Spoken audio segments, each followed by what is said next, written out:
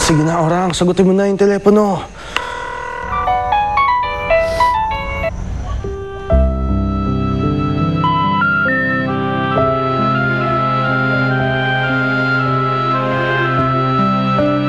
Bakit mo siya pinatayin ng cellphone? Hindi ko na lang siya kakausapin. Baka lalo lang ako masaktan sa sasabihin niya. Ay, ang sakit mo sa brain friend, ha? Nakakaloka yan. Gusto mo siyang kausapin pero ayaw mo namang sagutin.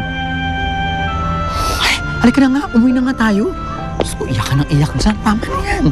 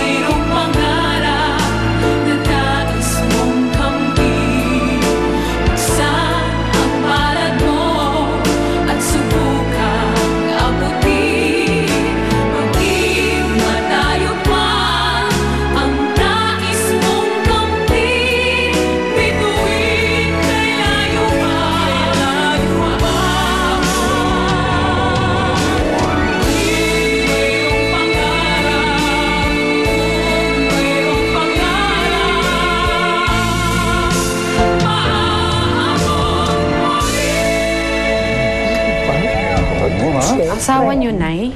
Oo, anak. Dito na rin siya titira kasama natin. Ba't kaya ka makatingin?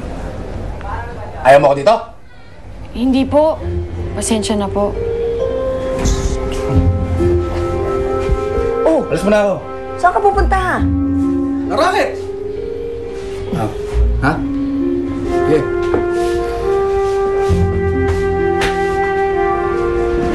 Nay? Saan po nang galing si Tito Abel? Biglaan po ata pagdating niya, hindi niyo man lang nabanggit sa akin. Eh, naku. Naku, ikaw talaga orang, oh. Tigilan mo nga ako nakakatanong mo. Tama na yan. Eh, gusto ko lang naman po kasi malaman kung sino talaga siya, kung mabait siya, tsaka kung mahihirapan po yung mga kapatid ko. Ano ba naman, te? Eh, sabit na nga lang yung dalawang kapatid mo dito eh. Tapos si Itay pa may kasama sa kanila.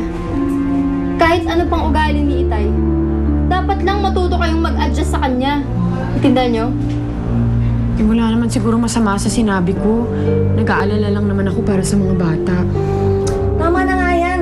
Huwag mo na intindihin yung mga kapatid mo, orang. Hindi sila maaano kay Abel, okay? Mabait yung mister ko. Wala kayong dapat ipag-alala.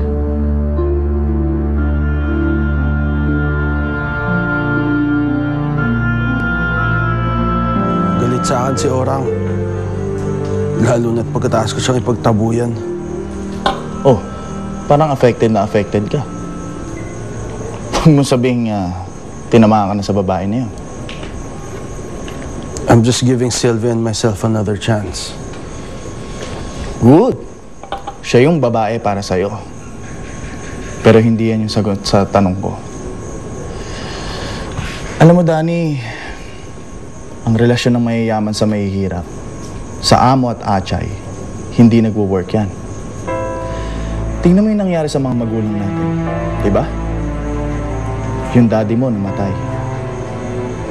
Tapos hanggang ngayon, yung mami mo, bad shot pa rin kay Lola. Tapos ako naman, naghiwalay yung mami at daddy ko. Okay na sana sa tinutulungan mo si Orang eh, pero yung dadating sa point na mamahalin mo siya at isasakripisyo mo yung buhay mo, parang hindi yata tama yun. Pag-isipan mo mabuti yan, Danny.